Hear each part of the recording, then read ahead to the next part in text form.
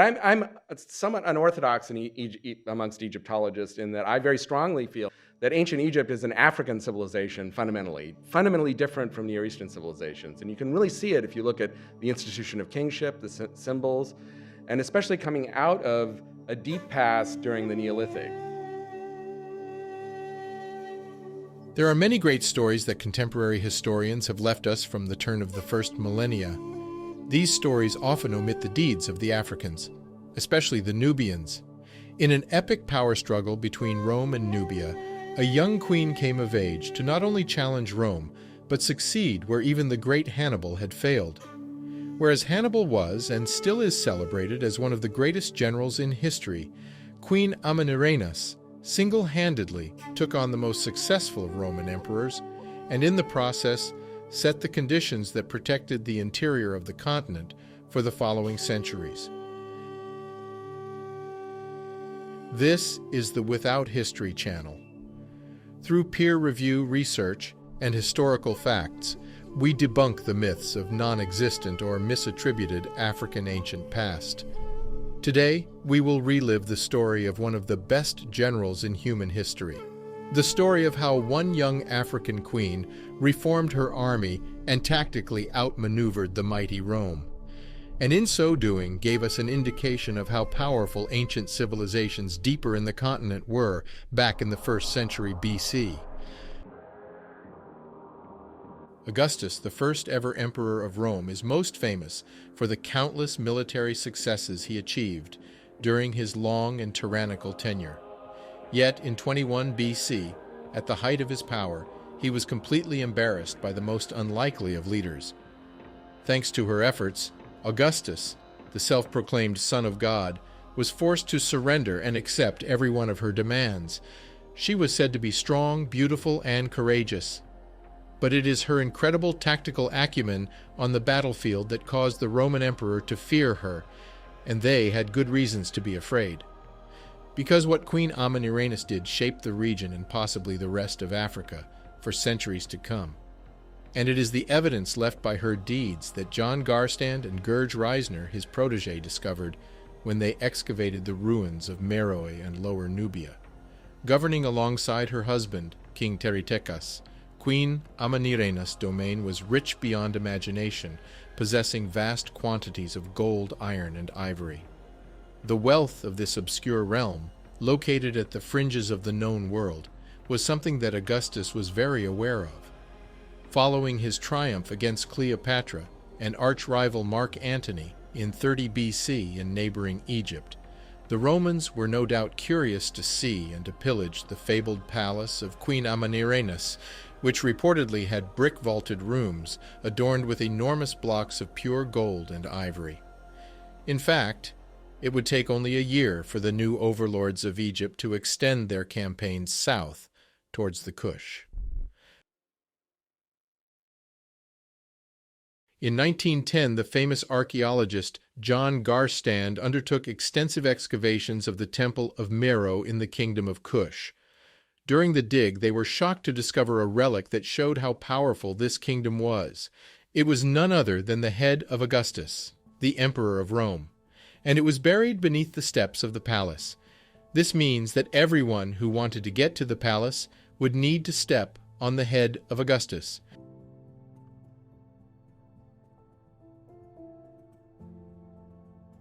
In 1902, a joint expedition of Harvard University and the Boston Museum of Fine Arts took over the excavation of Giza.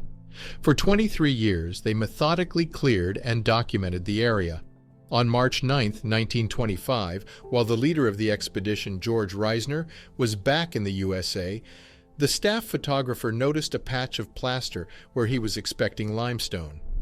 Under the direction of Ahmed Said, Reisner's head raise, they cleared the area and removed the plaster, revealing a deep shaft. They dug down 85 feet before reaching a masonry wall, which, when penetrated, revealed a jumble of grave goods, including a white alabaster sarcophagus, gold-encased rods used to frame a canopy or tent, gold, wood furniture, and more.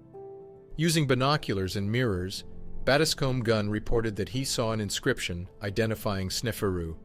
But this, contrary to newspaper reports at the time, only meant that the owner of the tomb had lived during the reign of Sneferu.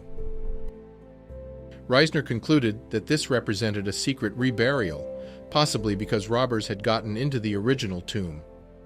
By April, he had identified the owner of the tomb as Hetepheres, wife of Sneferu and mother of Khufu. In 1927, the team gathered to open the sarcophagus only to find that it was empty. Reisner conjectured that originally Hetepheres had been buried near her husband's pyramid in Dashur, and that her tomb was broken into shortly after her burial. He thought the robbers had opened the sarcophagus, stolen her mummy with all of her gold trappings, but had fled before taking the rest of her treasures. Reisner speculated that in order to avoid the wrath of the king, the officials responsible for her tomb told Khufu that her mummy was still safely inside the sarcophagus. Khufu then ordered the sarcophagus and all of his mother's funerary artifacts reburied at Giza, near his own pyramid. It is this methodical approach that George Reisner would bring to the study of Nubia, because as Reisner noted, the cultural motifs and the self-identification of the dynasties in Egypt all pointed south, past the First Cataract, in Sudan proper. When the ancient Egyptian scribe Hetepheres set out to write about the origin of the ancient Egyptians, this is what he wrote. "We came from the beginning of the Nile, where the god Hapi dwells, at the foothills of the mountain of the moon.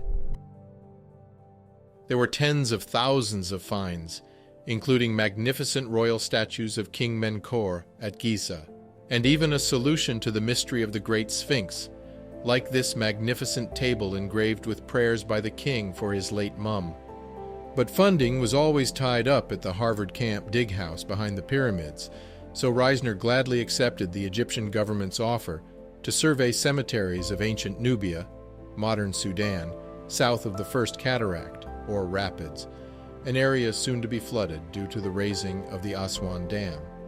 This work opened his eyes to new archaeological frontiers, so from 1913 onward, he explored the powerful Nubian kingdom of Kerma, and then the temples and pyramids by the holy mountain of Gebel Barkal, where he was the first to discover the hidden entrances to Nubian royal pyramid complexes. Additional royal Nubian cemeteries followed, Nuri El Kuru Meroe. Then he explored the many elaborate mud brick Egyptian fortresses built to guard the southern border. Reisner's work extended beyond Egypt into the region of Nubia, modern-day Sudan, where he led the archaeological survey of Nubia from 1907 to 1909.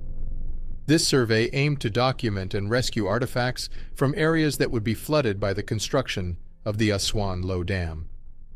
His excavations at sites such as Kerma, Napata, and Meroe were groundbreaking, uncovering rich Nubian cultural and historical layers.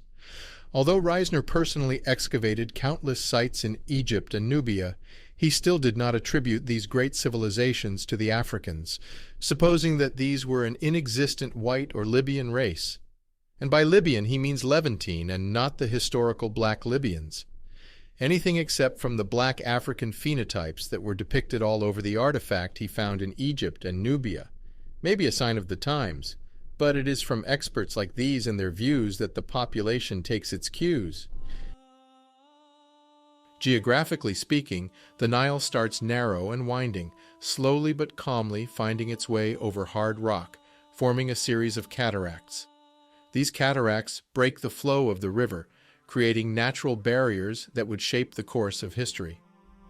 Eventually, the Nile straightens out and widens as it fans out into a delta that merges with the Mediterranean Sea. It was Pharaoh Sneferu of the Fourth Dynasty who is often credited with articulating this notion, understanding the profound impact these natural formations had on both the geography and the civilization of Egypt. Just like the source of the Nile is in the south, so is the source of ancient Egyptian culture and religion. In fact, pretty much all the significant deities in Kemet ancient Egypt came from Nubia. From the god Amun, the Hidden One, who is also said to be the father of Alexander the Great, to Sekhmet, one of the most significant goddesses of the Nubio-Kemetic civilization complex. Sekhmet was a leonine deity, usually depicted as a woman with the head of a lion.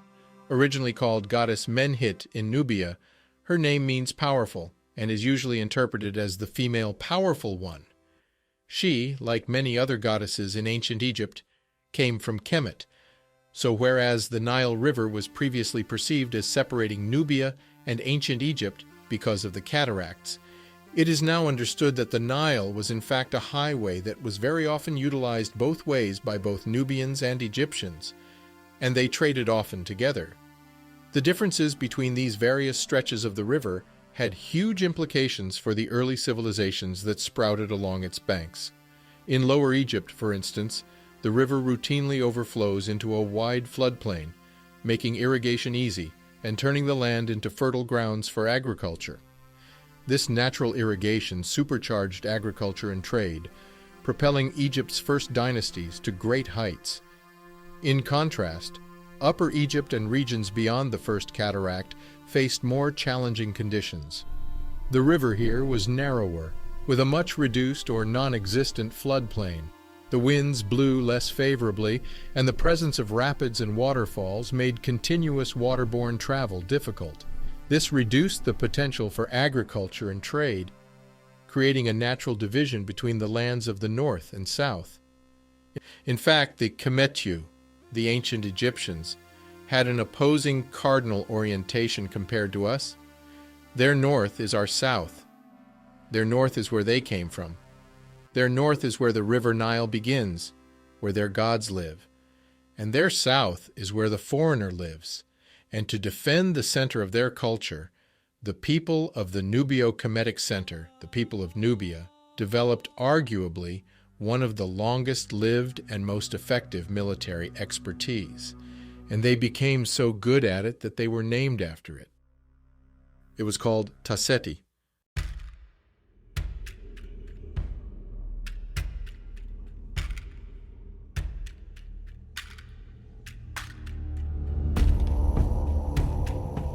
At the time of the Arab invasion, the Nubian archer was so revered that Yusuf Fadl Hassan wrote, "There were no warriors as brave as they are.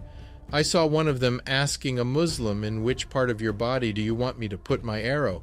And when the Muslim shows him a certain spot, he would not miss it." Tasseti means land of the bow. A well-trained Nubian archer could shoot an arrow accurately up to distances of 200 to 300 meters. The training of a Nubian archer was a rigorous process that began in early childhood. It typically took about 5 to 7 years to train an archer to a level of proficiency where they could be considered elite warriors. This training involved not only physical conditioning and practice, but also lessons in discipline, strategy, and the maintenance of their equipment.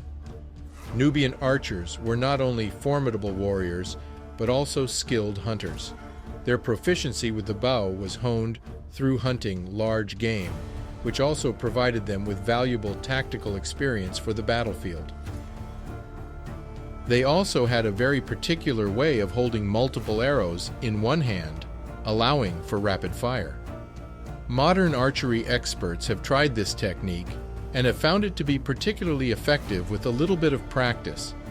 Unlike European archers who would hold the next arrows in the bow hand, Nubians would hold the next arrows in the shooting hand, as can be seen in these reliefs.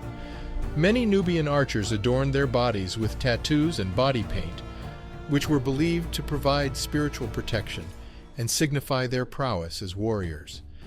These tattoos often depicted animals and symbols of strength and agility. There is one more element that made Nubian archers particularly deadly, and it is the tactical acumen on the battlefield. And it is this convergence of expertise that the Roman Emperor Augustus, Caesar's adopted son, had to face.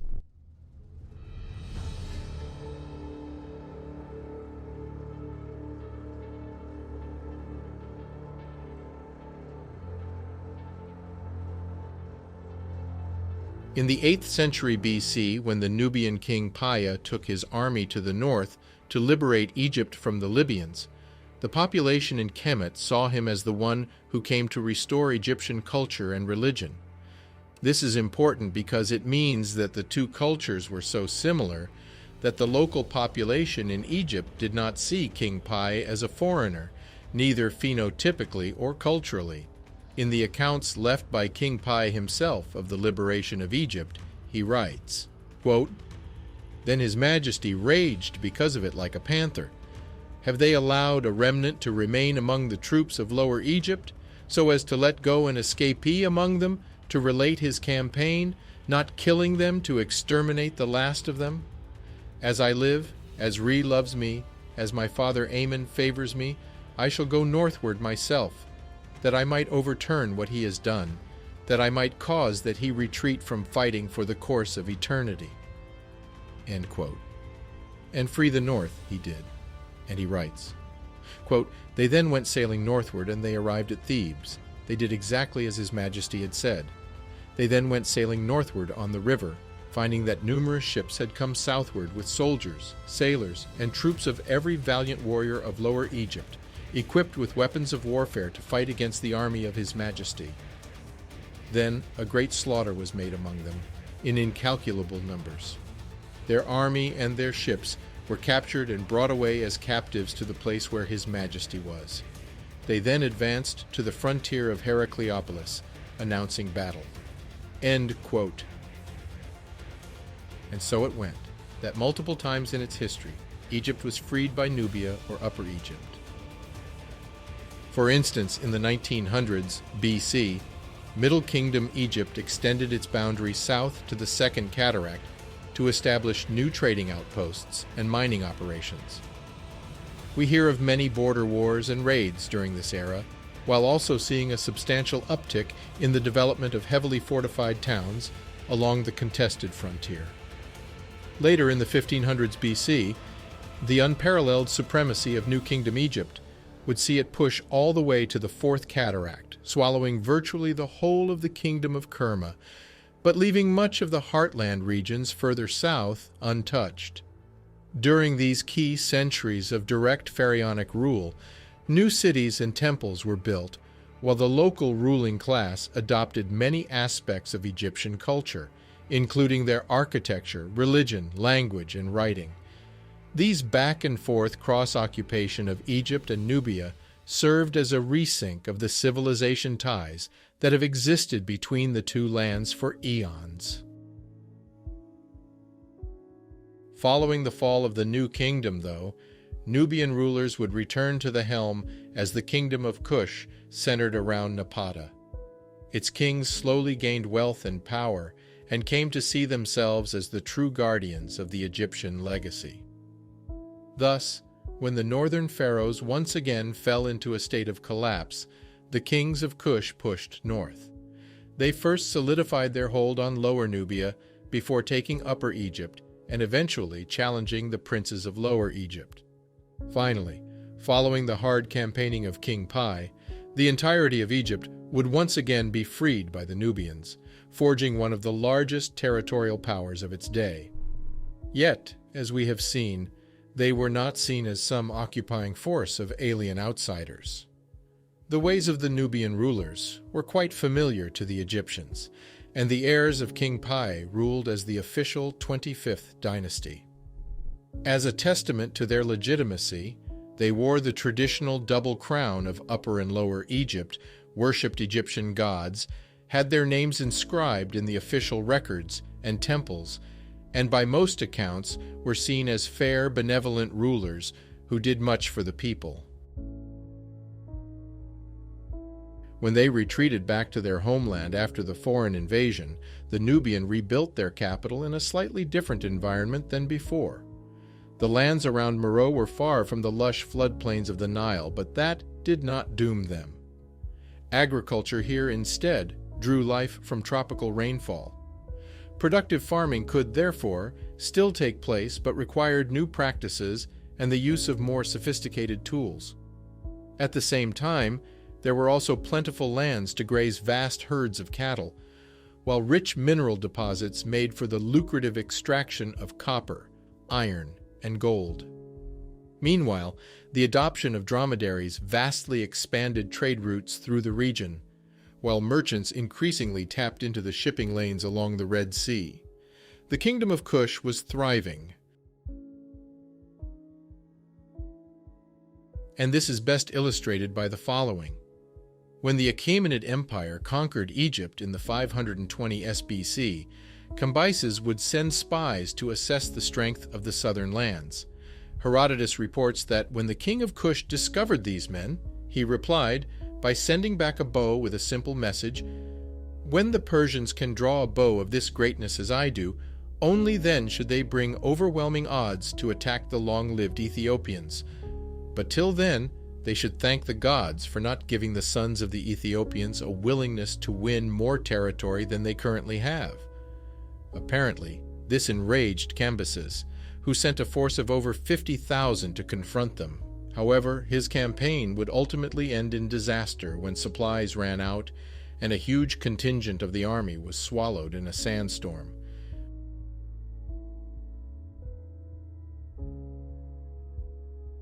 Eventually, though, some advances may have been made by his successors, as it seems the area between the first and second cataracts were part of the Ethiopian satrapy listed by Herodotus, while Nubian rulers were said to send regular gifts to the King of Kings. Over the following centuries, though, the heartland of the Kingdom of Kush at Meroe would remain unconquered and rose to new heights. As it did so, the local culture slowly came into its own, melding with and superseding the previous Egyptian-dominated one. We see this in the addition of new religious sites and deities, such as the lion god Apidamak, as well as with new styles of art, architecture, government, and language. It was all a fascinating mix that we sadly don't know enough about and can only really begin to scratch the surface on in this video. Suffice to say, the Kingdom of Kush and its power have been severely underrepresented in history. By the 1st century BC, it was a power on the rise, ready to march out and expand its reach once more up to the First Cataract and beyond. And it would come head-to-head against another rising regional power, Rome.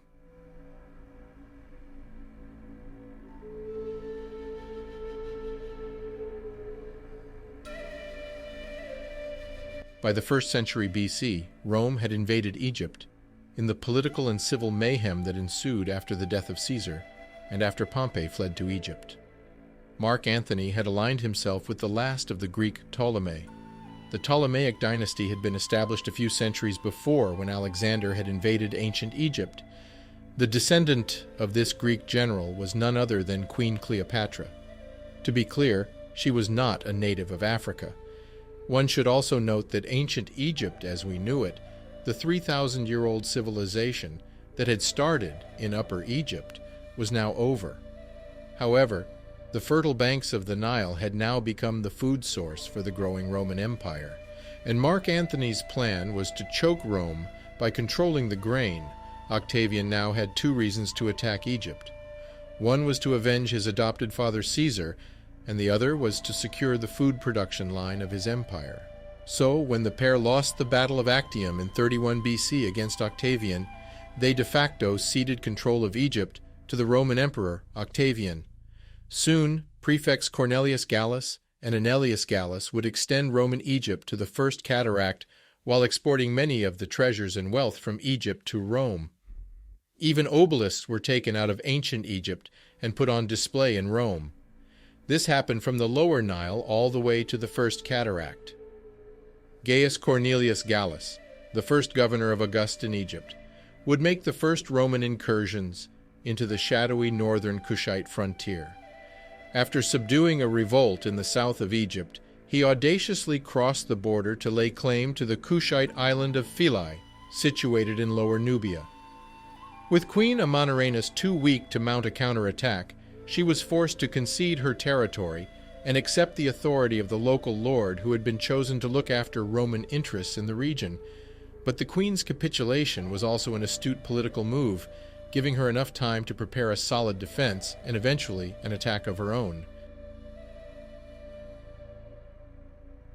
In the meantime, the Romans began to unfairly treat their new subjects, imposing eye-wateringly high taxes on local merchants and even claiming tax rights on communities allied to the Kush. With her people desperate for liberation, The queen started working on manufacturing new weapons and assembling a new army to challenge the new arrivals in the region. And the Kushites were not wrong to do so, because Rome had plans to invade Kush and get to Ethiopia, but they also had plans to invade the western shores of Arabia. However, with the heavily fortified borders between Egypt and Nubia now calm since Roman invasion, Emperor Augustus concluded that more than enough had been done to hold the Africans back. So he turned his attention to Arabia.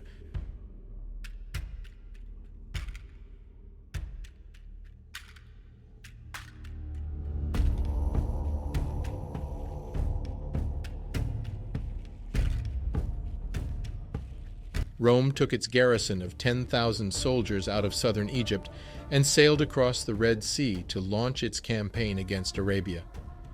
This is the mistake that the Queen of Kush had planned for. This is why she had ordered her troops to not engage the Romans in any way for a prolonged period of time. Queen Amanirenas, true to the description of a shrewd tactical commander, had intentionally fortified her border with Egypt, and so doing expectantly deflected the Roman garrison in Egypt. As the Roman Egypt contingent left for Arabia, she already had her freshly equipped troops ready. 30,000 trained Nubian soldiers, of the finest caliber, adorned with archers of renowned precision and distance.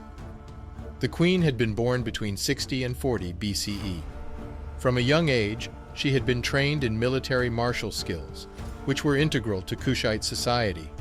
Archery in particular, including battle tactics and strategy. And on that day, she would put these skills to good use.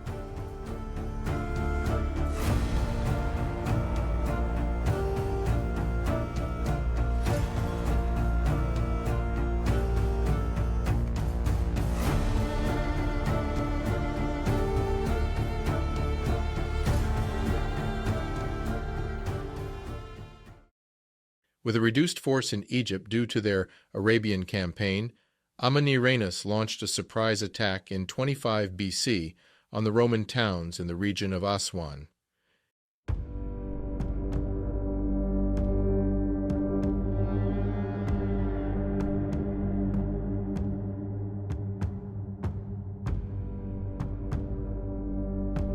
As she commanded an outfit of 30,000 men alongside her husband, King Hetepheres, Queen Amanirenas' battalions advanced into Egypt through the Nile mudflats, overwhelming all resistance to murder and enslave the local population.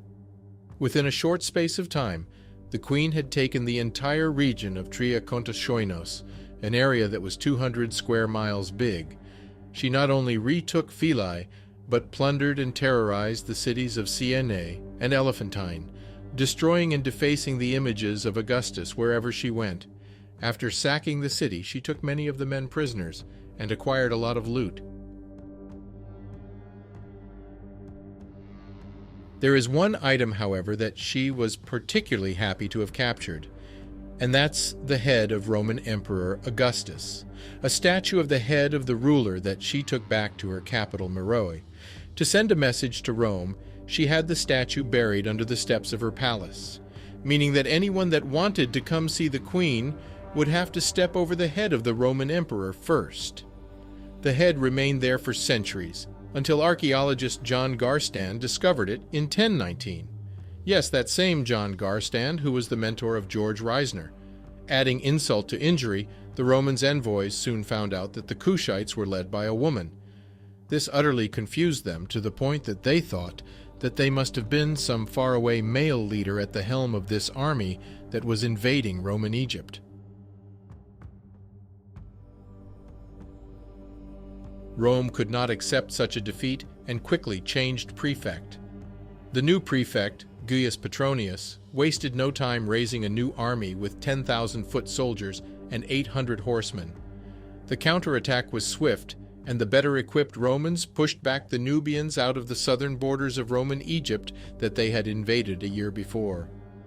Petronius, happy with his results, harbored ambitions of subjugating the entire Nubian realm under the Roman flag. Before this, however, Petronius was adamant to find out more about the Kushite chain of command. for he was still unconvinced that Queen Amanirenas was their true leader. Whilst being interrogated by the Romans, Amanirenas' generals used this to their advantage, telling Petronius that a male chief called Akinidad, the son of the queen, existed and that he was based in the northern city of Napata. Believing that Napata was the Kush capital, Petronius marched his tiring men there, only to find out that they had been tricked.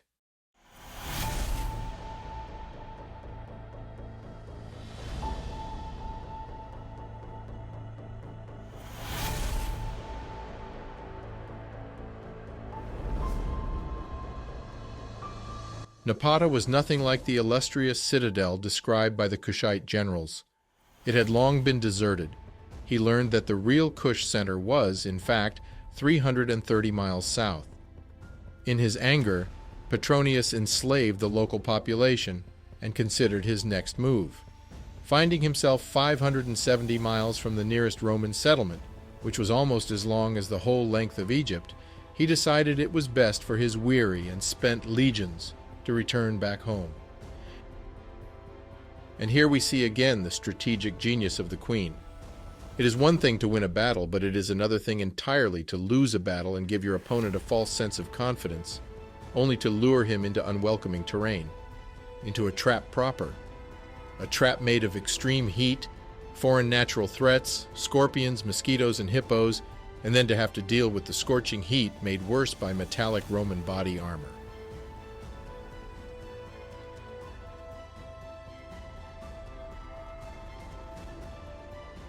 As the Romans made their way back to Alexandria, the queen made their life a living nightmare, sending wave upon wave of marauding warriors to assault their exhausted battalions and free the slaves they had taken with them. By 24 BC, Queen Amanirenas had chased the Romans out of Dhaka and liberated her kingdom once and for all, but at a huge personal cost. As well as losing her eye, her son Akinidad was slain on the battlefield. Her injuries, physical and emotional, only further fueled her rage. It is worth noting here that the Queen Candace herself participated in hand-to-hand combat in many of these battles, so much so that she lost one eye during one of these encounters. This, however, did not deter her nor diminish her resolve nor her results.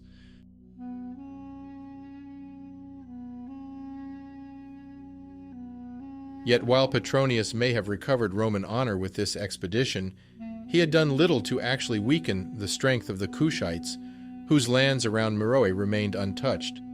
In fact, it seems that their invasion may have actually helped Queen Amanirenas rally the locals to her side.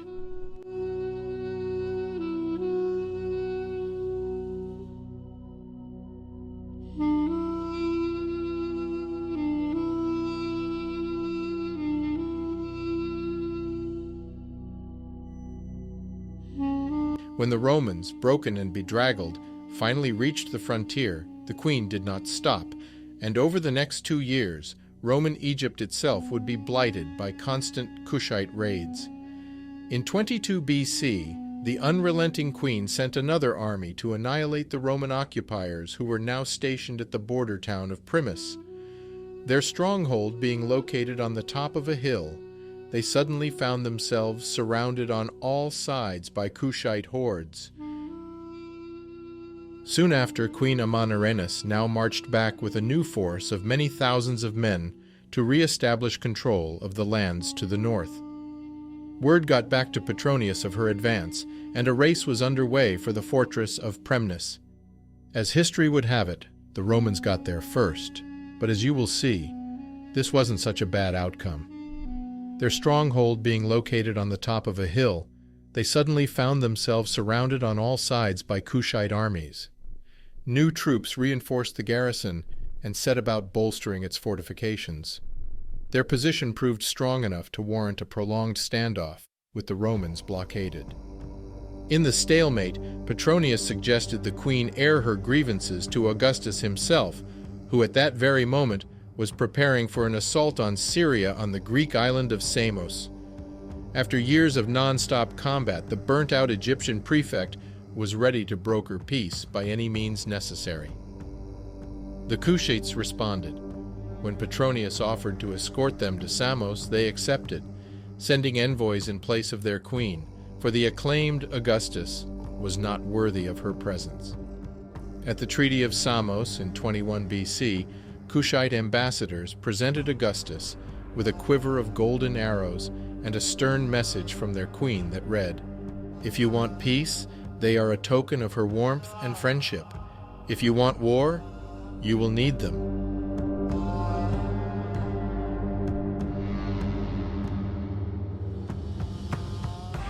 Strabo tells us that Augustus granted them everything they wished for, and even revoked the tributes which had previously been imposed upon the region.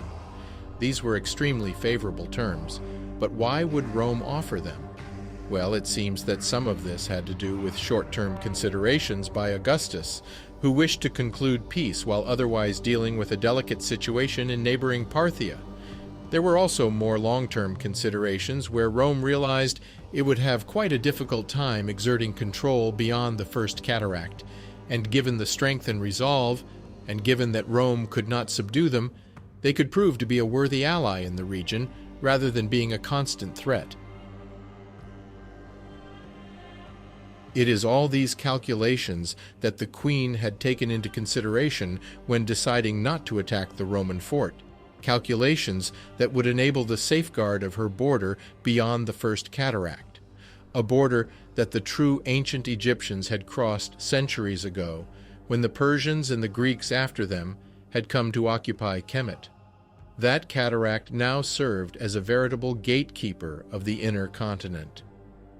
Where the artery of Africa itself, the Nile ran all the way up to modern-day Rwanda. The peace which followed proved prosperous to both, and the kingdom of Kush would rise to new heights as a valuable economic partner in the region. In fact, the cooperation developed to such a degree that when Nero later sent an expedition to find the source of the Nile, the king of Meroe would assist them in their journey that perhaps led them as far as modern Ethiopia and Uganda.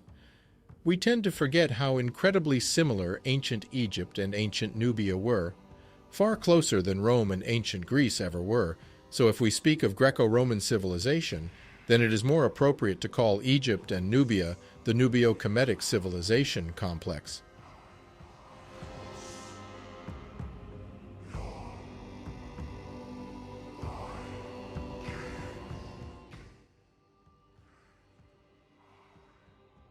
Now you understand why Queen Amanirenas is one of our highest tier on my Patreon and YouTube membership. The truth is that African history has never been lacking in heroes. If anything, those heroes have been so influential that they have tended to be reattributed to other areas of the world who recognize their great deeds.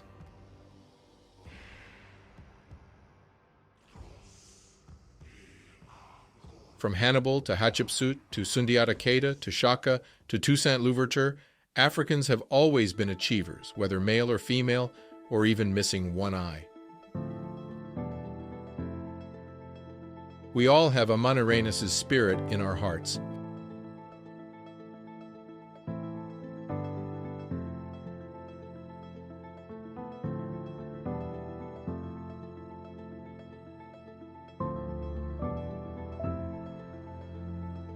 And I want to thank all the Patreon and YouTube members. You all made this possible. Special shout out to these supporters. They are the veritable arrows of Amanirenas, advisors to the Queen of Nubia, double crown of Kemet, artisans of the Old Kingdom, high priest of the Temple of Meroe.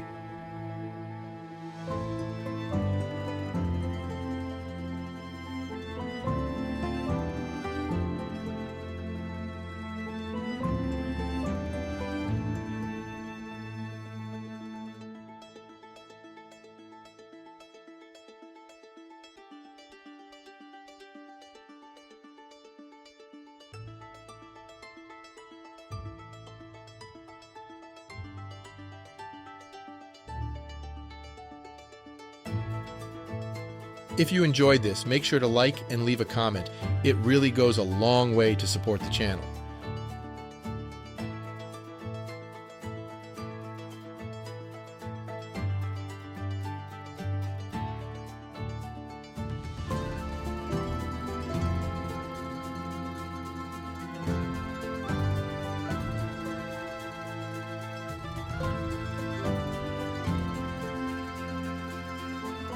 If you've missed our episode on Hannibal and his epic victories over Rome, click the video on the screen.